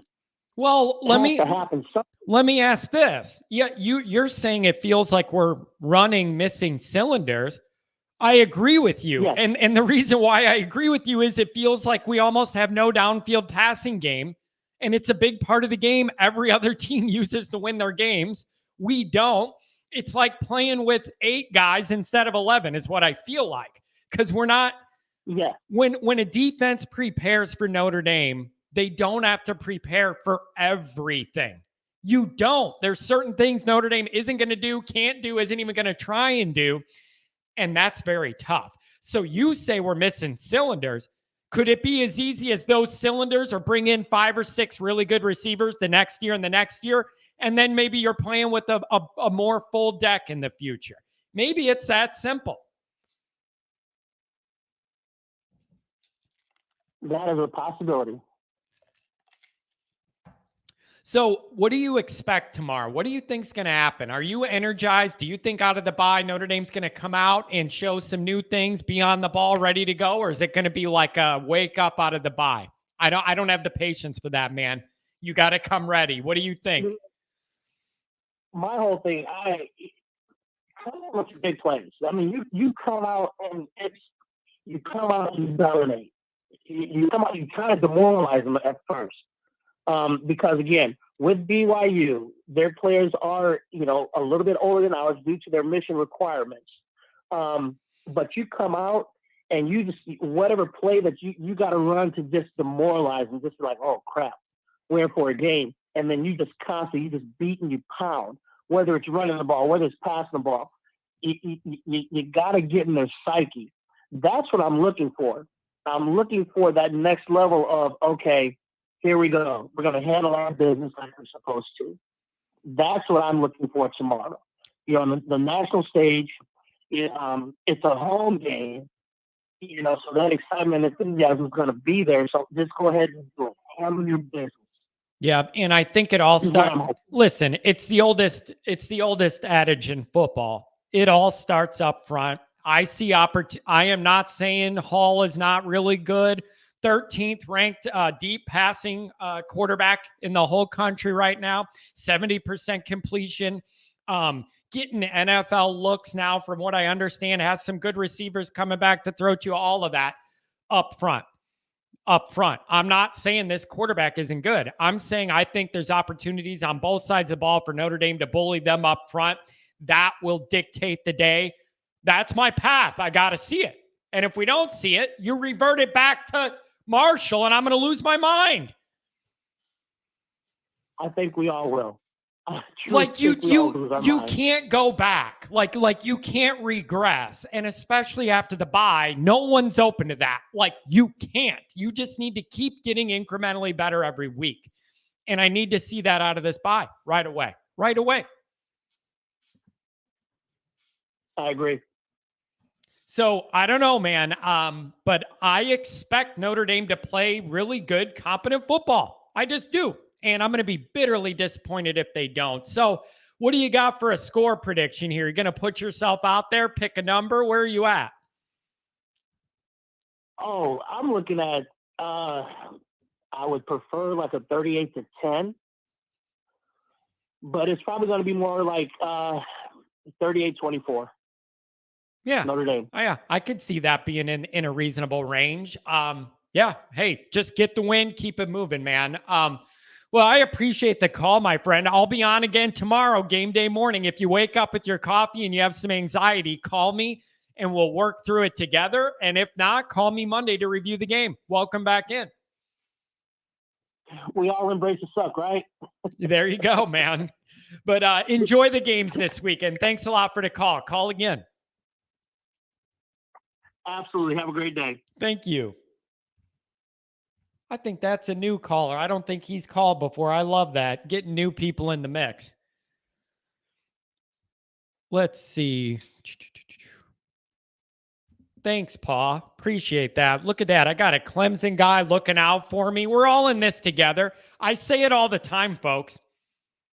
Football, it brings us all together. Even when we hate each other on Twitter and we're mean to each other, football hates the healthiest kind of hate. There is so much genuine hatred for dumb reasons in this country. Football hates the one thing that brings us all together. All together. Like, we hate each other and we go back and forth. But at the end, college football people are college football people and we stick together. It's amazing to me how that always goes. Oh, I see you guys in the chat. You got to listen, Notre Dame people, you got to understand in the chat. Some of these people are just going to be in here to make us mad and tell us we're not good. We're never going to be good. I love it, though. It's entertaining. Oh, I love it. Let's go back to the lines. 937, your ideas put me in heaven. Let's go. What do you got on a Friday morning? Johnny boy, what's going on? What's going on now? I got some bye week anxiety built up. I'm expecting Notre Dame to come ready to play in the desert. What do you make of all this? Well, I talked to you a couple weeks ago when I said that we'll go 10-2 or 9-3, and you told me I was crazy. Remember that or no? Maybe. Was it after Cal? It was right after Cal. You said, do you have enough evidence to make me think we can go 10-2? And I said, yeah. And you lost your ever-loving mind. Remember? You don't remember that? I remember parts of it. No, I'll say I do. I do remember some of that. But now you're bringing me down my path. You might be on it because BYU is that critical point that if you win it, makes your scenario feasible. So this is a huge turning point because for what your prediction was, and with Clemson and USC coming, this is a must-have. So this one's going to be that tipping point of whether that's reality or not. I'm thinking it's going to be as on same par as North Carolina or possibly better. Wow. So there's nothing. Wow. Yeah. Hear me out. Hear me out. Much like another caller said, BYU hasn't really played anyone besides Oregon, who they got throttled by, and they barely beat Baylor out the gate. Okay? Everyone else they've played, they beat, but it's BYU playing Utah State, and that game was still very competitive, and they're 1-3. They haven't really played the caliber of us yet, and when they do, different level. It's going to be, I think it's going to be a bloodbath. Now, I'm telling you. Here's what I've struggled with when I'm looking at BYU. Like you said, I see these flashes of like really good, competent, exciting, like reasonable, good football. And then I see these long stretches of bad play, mental breakdowns, getting ran on, looking kind of sloppy. You know what else I want to mention? Field goal kicker only made one of his last 6. Something to keep in mind. Yeah. And I just don't know what to make of it. But I'm open to the idea that they're going to come ready to play against Notre Dame the way a lot of people do, where you might not have the same focus against Utah State you have against Notre Dame. I'm open to that idea that they're going to come ready because we're everybody's Super Bowl. So, but the same true, completely true, and I agree with you 100%. But the difference is that once you got two teams like this, you'll get their opening best shot like we did with North Carolina. They went right down and scored, right? Then we went down and scored. And next thing you know, after the scripted plays are over, now it's like talent on talent and scheme on scheme. And we match up very well versus BYU. So after we take that first shot, that best shot that they got, and it just comes down to their talent versus our talent, I feel really good about it, 100%.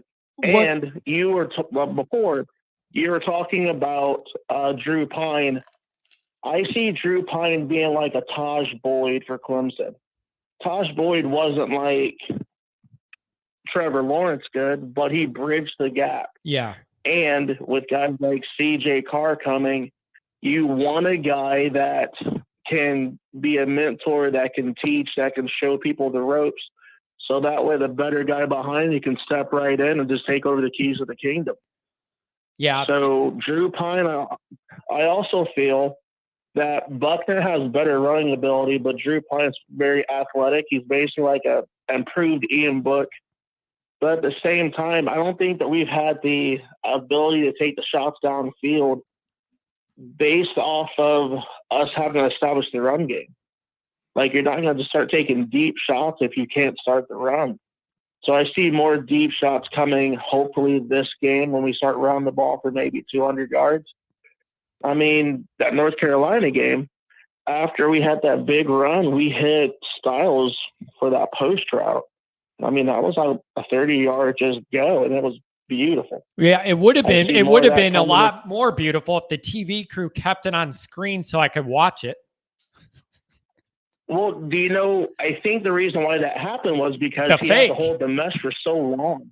Yeah, and he held the mesh because the safety and corner was looking for the run because we were running down their throats all night. Let me ask you this. For him, Let me ask you this. You were talking about the matchups favoring Notre Dame in certain areas here, and I feel that way too.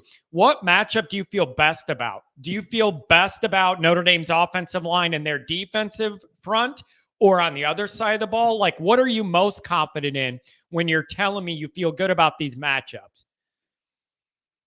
So, to be honest, the whole thing. So, and here's what I mean. I think both sides of our line are better than BYU's. 1. 2, our secondary is better than their quarterback and probably something they've never seen before. We still have Brandon Joseph back there and some other 4-year seniors, and our cornerbacks are playing pretty good. So that's going to be a different kind of situation. And hopefully with Prince Colley coming in, I think that our defense will be better than their offense. Flip the ball, right? And then you have on the offense side of the ball, I think our offense line is better than the defensive line. I think Drew Pine's going to be pretty wily. But you also have Audric Estime running people over and Michael Mayer. And once they start stacking that box, that's when you start throwing the stem routes to Braden Lindsay, who's very fast, or you got Styles that's starting to emerge as a receiver that we always knew he could be. So the whole thing I feel good about, on top of another matchup that we're not talking about. When's the last time BYU's played on the lights in a meaningful game? Yeah, that's a fair point. We do this all the time. So I feel really good about it. John, you asked me before, or you said, what's the one thing you would want to bet? But the one thing I want to bet is for you to have faith. Keep in mind, bud, we're the fighting Irish, not the crying Irish. We got to fight out there, guy. Hey, and that's what we're gonna do. We gotta fight. Listen, man. We gotta fight for everything that you got. This is about as awkward as it gets for me because I've been saying I feel really good about this game in a way I usually don't about any, and I'm waiting for it to burn me. But I've been saying it's matchups. It's what you said. It's about the matchups, and I feel like Notre Dame can win the most important ones this week, and I believe that coming off the bye. I think Estime eats tomorrow. I think he feasts tomorrow. And then off of that, some passing success. Maybe you're wearing off on me. I'm getting nervous with this positivity. Let's go. No, you're causing me anxiety. You're going to make me freak out because I'm feeling optimistic and I'm not used to it, man. This is dangerous for me. I will call you back the next week and tell you that, you know what, we still got one more game next week. So, hey, be optimistic, Daddy. I love it. I love it. You believed in Santa Claus for 10 years of your life. You can believe in the Irish for a weekend. Come on now. Go Irish. Hey, I feel good about this one. Thanks for the call and the energy, man. Call me again tomorrow morning and call me Monday and let me know what you think. Hopefully we're in a good mood.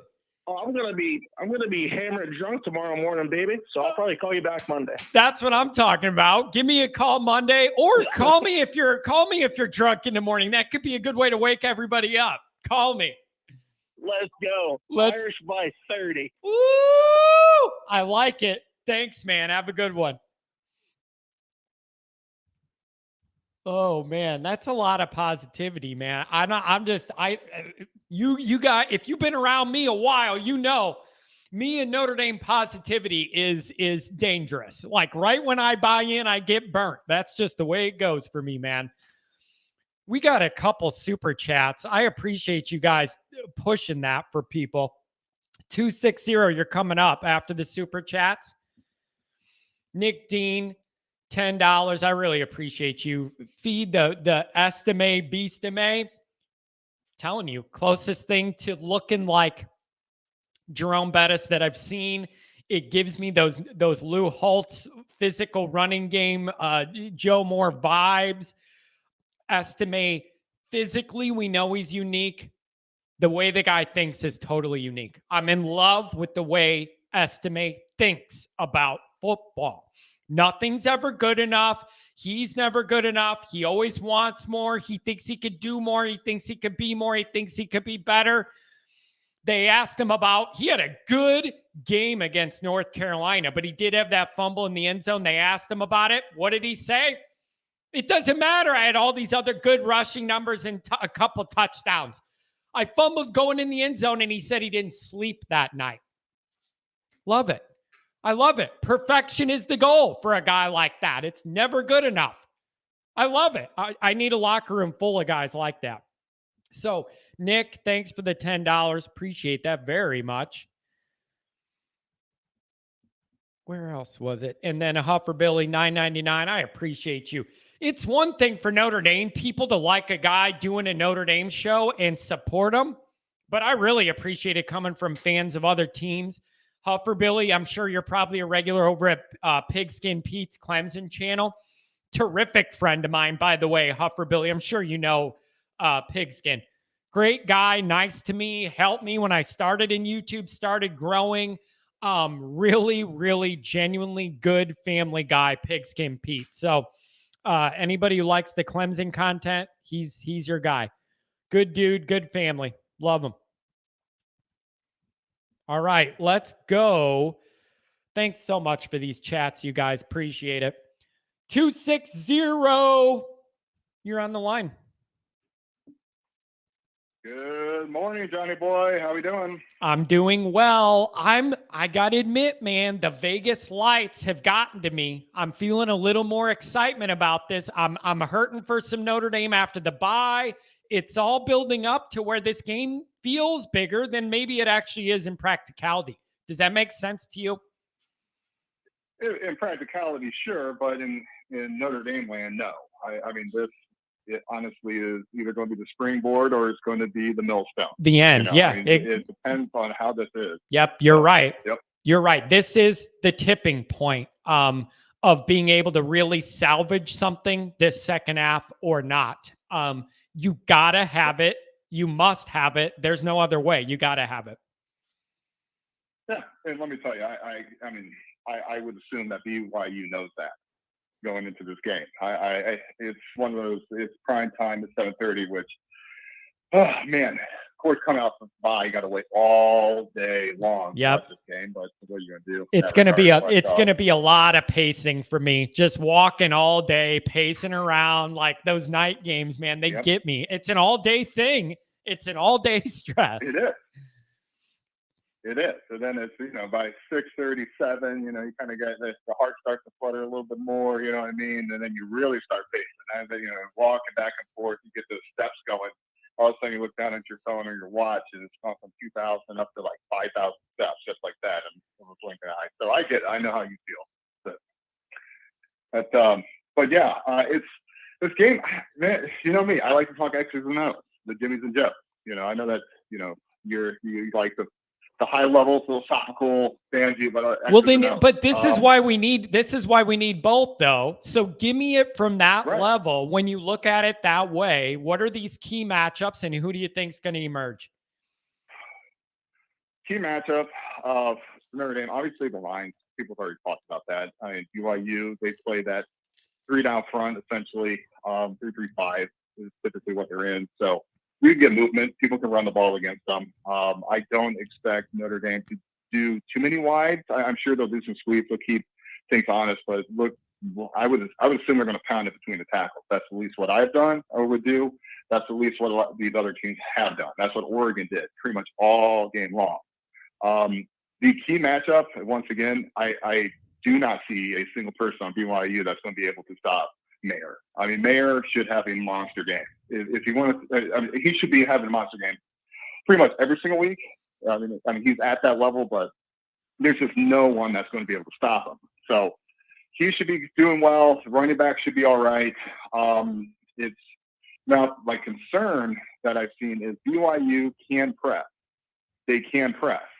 I have yet to see Notre Dame receivers consistently, or other than Styles, get off a prep. Yeah, it's been an issue. So It's what been does an that issue. Here's why that dynamic bothers me. It's hard to really gauge the quarterbacks as strictly as I want to when I feel like nobody can get open for them. It's hard to judge it. And Yep. I struggle with that as far as analyzing the quarterbacks. And a lot of time, the camera zooms in on the quarterback and you see him not throwing it. Well, it might be because nobody can get any separation. What do you want the guy to do? And I struggle with that. I struggle with that as well. Yeah, I mean, look at the North Carolina game. My goodness, like 10, 12 yards off the ball. I mean, my goodness, I could complete a pass with that. I mean, just go 5 yards, go out, go in, hook it, hitch it. It doesn't matter. These people are wide open. But you can't live like that forever. That's going to get shut down. Like, you got to expand past that. That's a starting point, not an ending point. Now I need you to, what is the next thing that can come past that? Like, you're an X's and O's guy. So what's the branch off from bringing that into more medium, deep range passing? Like, what's that bridge? How do you expand that this week?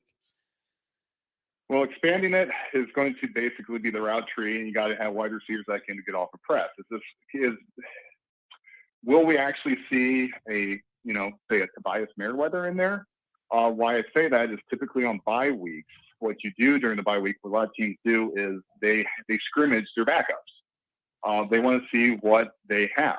The assumption that I get when it comes to Tobias, especially with Reese's comments, we had this package for him, is he doesn't know the route tree in terms of if the defense is playing zone, because people just, it's not just running deep and throwing the ball up and hopefully you can get 50-50. Yeah, I'm not saying that you don't take that shot here and there, but you got to understand, if they're in 3 deep, to cover 2, what have you, you got to understand where the holes are in the zone to be able to sit down when you run these routes. So if I'm going to go 10, say a cross or whatever, I got to figure out, okay, where's the linebacker is going to be, where's the cornerback, and where do I sit down and catch the ball? I don't think he's there yet.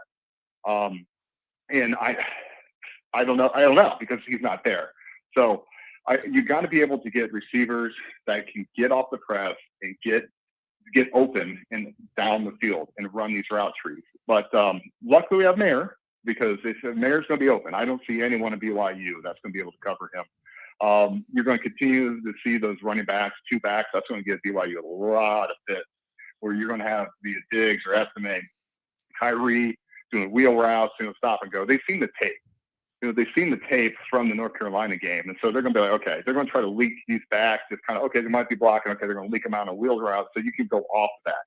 You can, kind of like that Oklahoma State game where they started throwing screens middle of the field, where you or Tyree doing kind of the angle route instead of a wheel. So you can go off of that, but I'm curious to see how BYU comes out on defense. I would assume they're going to try to mimic Marshall.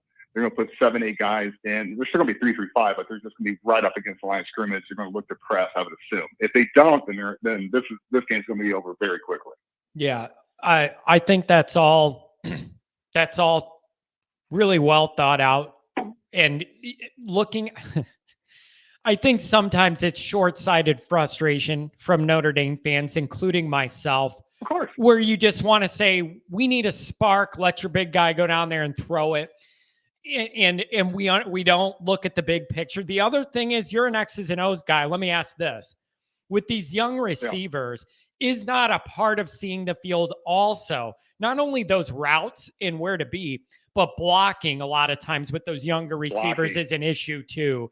You're whiffing or you don't know your assignment and then everything blows up. Like, I get that that's a struggle for youngsters too. I think Notre Dame fans, including myself, are just looking for a spark out of that group besides Styles. You need at least one more spark somewhere. Understand, okay, because Reese, as offense coordinator, I'm not saying that he's great, bad, whatever. I'm just saying, if I was him, why in the hell would I deviate from my plan against North Carolina? We are lining up. They know we're running the ball. It's just a question who's going to get it and where it's going, and you're going to gain 7 yards a pop. Why throw the ball? You know, I mean, obviously he did, but why 2 deep shots or force a turnover? You don't need that. And so when I hear we had this package, what that tells me is they have a package. So why put it on tape? Typically, if you don't need to surprise a defense and you are just lining up and just running them over, why do razzle-dazzle? Why put anything on tape where you can save that for games, I don't know, maybe Clemson? I mean, hopefully we see Tobias before Clemson, but you know what I mean? Where there's these different routes, these different trick plays, or whatever you want to call them. You don't put that on tape before you need it. You know, there's no reason to do that. And why put a 6'4", 200-pound true freshman on the field to block? It makes no sense. You put those 3 tight ends in there and run the damn ball, and that's what they did. You didn't need that. And fans have to understand, like, if you don't need it, don't show it until you have to throw out that trump card, until you have to lay that ace. You know. So, yeah, that but makes, I get it. I understand the frustration. Yeah, listen, there's just no way around it. The recruiting, retention, and development of the wide receiver room has been really, really bad, and it's why we're in the position we're in. Now, here's the flip side of it. I think from what I've read and heard, Chancey Stuckey is a great teacher, spends a lot of time teaching. That's going to be very important because when we get into next year and the year after, all that wide receiver dynamic is about to be flipped on its head because they're trying to load up, and the 23 and 24 classes in 2 years, we're not going to have this show saying, why doesn't Notre Dame have anybody to throw to? So I do think this problem's going to improve rapidly. It's just very difficult. The one thing I've been reassured of is what a bad job the previous guys did with that wide receiver room, because it's nowhere close to reality where it needs to be at all. And it's a very big indictment. And every week I'm reminded of it when I watch. Yep. And it reminds me every single week, another, what are you doing higher by Brian Kelly? I mean, like, what are we doing here? Type of thing. Like, this guy, what, like, really? I mean, there's not a receiver that can get off the press, and they still can't get off the press, but still the recruiting was terrible. There was no development coming from there in this day and age. If you don't have any sort of skill outside, good luck against these teams. Yeah. By these teams. Now, the good news is that's starting to change, and it's going to. But it's just frustrating that we're in this dynamic now. Like, none of that recruiting helps us beat USC this year. You know what I mean? Like, we still have to get that work done. Now, let me flip this on you, Mr. X's and O's. And I like having you call for that reason. Flip it over to the defensive side of the ball. My roadmap is don't let them run the ball, and then put that quarterback in 3rd and long, and then you go eat. He'll make some plays, but you'll win enough of the day overall, stopping the run and hunting on 3rd and long. That's my route on defense. What do you see? Yeah, of course. I would have more confidence in this game if our secondary had at least a single interception. If they were able to get in passing lane, they're right there. You know, that's the thing that's so frustrating. They're right there, you know, and I'm not going to lie, I'm glad to see that Morrison's playing this week. Me too. I like him a lot. Me too. And I like how young he is. That's the best part about being able to do this with the young guy is you're getting production now, and it's all development. So in 2 or 3 years, imagine it. Yep. And I hate to say it, but like, you would think as this puzzle is getting pieced together, like 2 or 3 years with that offensive line would be coming back. The defense was going to be coming. I mean, like, whew, but again, we were in the present. So what concerns me about the defense, I think the defense line should continue to get pressure. I like to see, unfortunately, Lacey left, but I understand Rubio keeps the body, man. Like, you got to have some meat in that interior defensive line. Okay, especially when you start going up against these big offensive lines where they're just eating you inside. You got to have somebody. So Rubio's a redshirt freshman, right? So younger player, he's going to continue to develop. You got Mills. They should get pressure. It's just, can this defense of backfield break up passes? Can they get an interception? Can they get off the field? You know, instead of these long sustained drives, as well as can they win a 50-50 ball? or two, because BYU is going to take their shot, because BYU is not going to be able to line up and consistently try to drive the ball against Notre Dame. Not saying they won't have a drive, not saying they won't have two. But it is what it is. And Jaron Hall, 70% completion rate, number 13th ranked deep ball passer. That is a skill set of his. They would be dumb not to try it. Yep, exactly. I would hope. I mean, if I'm BYU, I'm going to go, there's no way we're going to be able to move the ball consistently against that front. No way. I mean, I've already seen them. I've seen BYU play against Oregon. I've seen them play against a little bit of Wyoming. It was too late to stay at to watch the whole game. I've seen them play against Baylor. They're not going to be able to line up and just pound it. There's just no way of that. If they do, then we are in trouble. But, I don't see that either. I don't see it either. But you can't let them hit on the few shots they take, because that's all it takes to change the dynamic of the night. Yep. But I still go back last against UNC. I can't believe that defensive back got his head around, man. That was so encouraging. Yeah, right. Imagine that.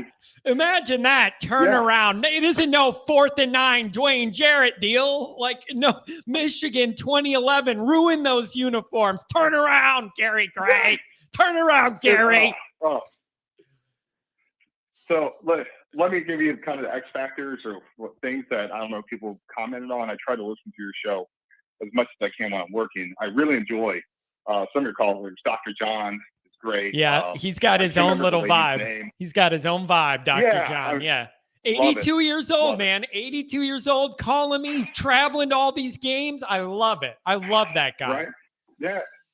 Reminds me of my grandpa, who's no longer with us. But, I mean, he had season tickets from 46 until he was 88. Type of thing. So wow. I get that. Oh, my God. If we're going back to Frank, he goes all the way back to Frankie.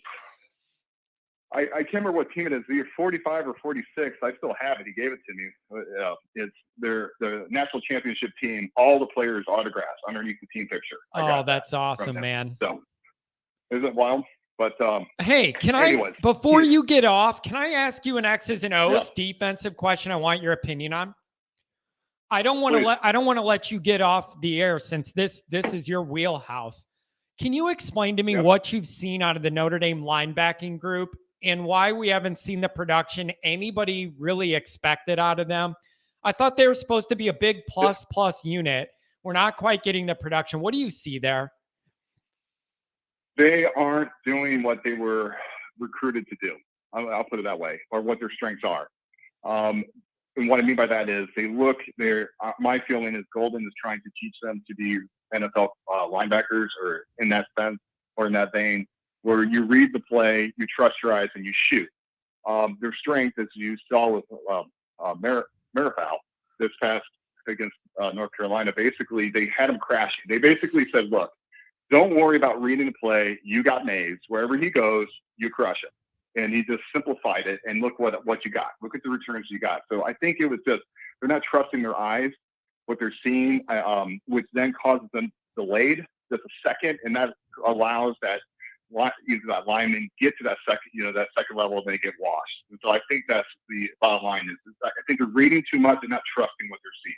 Yeah, and with linebacking, so much of it is instinct, and like kind of the best linebackers always just have a feel of where to be, or where to position their guys, or like even undersized guys like Drew Tranquil ended up knowing just where to be, always just knew where to be around the ball. Like, I love linebacking play. I feel like it's very intuitive. The best linebackers always have that gift of just kind of knowing. I'm excited. I hope we see some improved play there.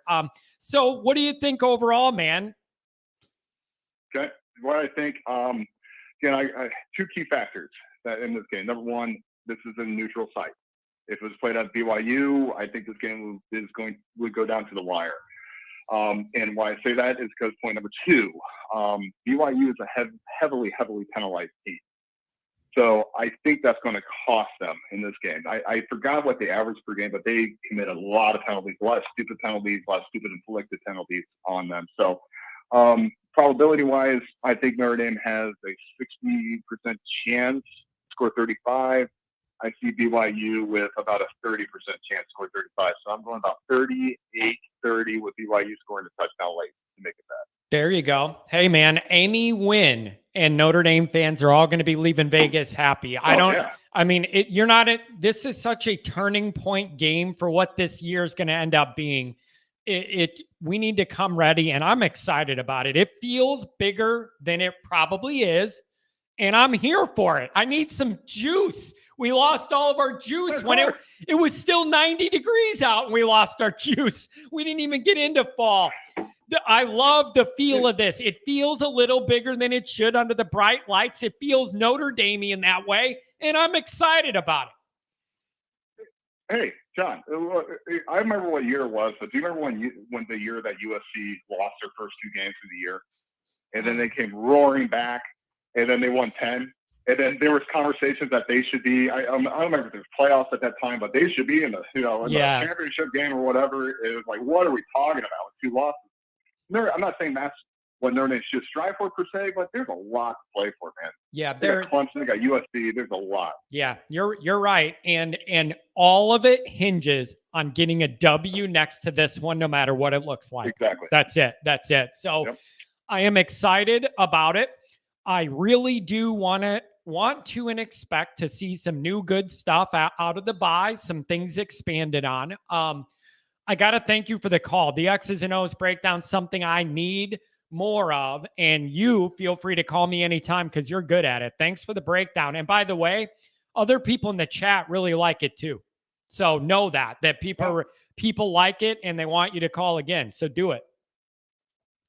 Of course, John. I always call, man. I'm not all the time calling, but I pop in. I'm passing Charlotte. I got the call log here, 13 calls. So you have been around, and I want to make sure you stay around, my friend. Anytime, you're welcome. Of course. Absolutely, John. It's always great talking to you. Oh, by the way, not a bad article, by the way.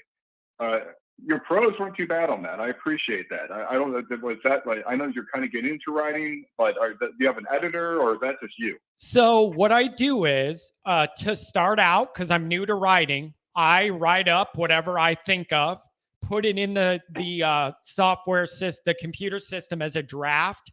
And then I have a managing editor that looks at it for formatting, spell check, and then kind of puts it live. So eventually, when I get down the road a little bit, it'll be easier.